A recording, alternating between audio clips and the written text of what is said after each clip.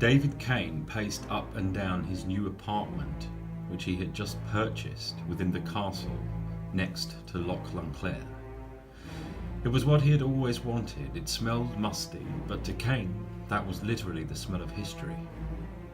The windows rattled with the harsh breath of the off-loch winds, to the point that even the old stag-horn lights would sway in the wind of the pub opposite. Kane loved atmosphere. The usual things that would bother most did not trouble him. The flicker of the candles when the power failed, the creaking of the sign of the pub opposite, the cobblestone street outside as the wind lashed the rippled windows. He could sleep through an earthquake. It didn't even trouble him that the place was said to be haunted by lepers, sequestered there during the 17th century breakout of the awful disease. Kane sat down in front of the open fire and poured a glass of expensive wine. As he sat down considering these things that bothered other foolish men, there, all of a sudden, was something that did bother him, a stain upon the carpet. Did I spill wine in that corner? He thought to himself. Well, I can't live with that. The carpet needs to go anyway and be replaced with a fine Scotch tapestry. An antique indeed. I shall simply cut out the stain with a Stanley knife. Kane retrieved his Stanley knife and walked over to the offending corner. This won't take a moment, he said to himself.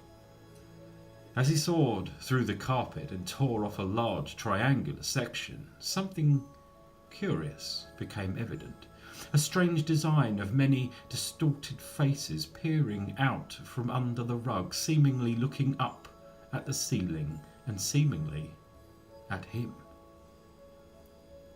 Some looked cruel, resentful, full of hatred. Some distorted and contorted with grimaces and wide, broken, maniacal smiles with broken teeth, save for a section in the middle which was dark and blurred. He sliced the stain out. That should do it. Good. Now that'll no longer be on my mind.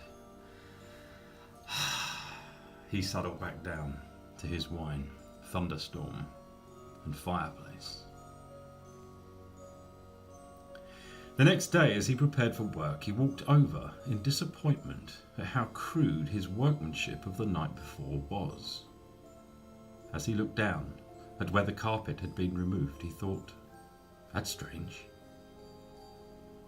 There, where the faces had been staring up at him, was simply a shiny, flat, insulating metal plate of 18th century design. It was as shiny as a mirror. The faces had actually been behind him.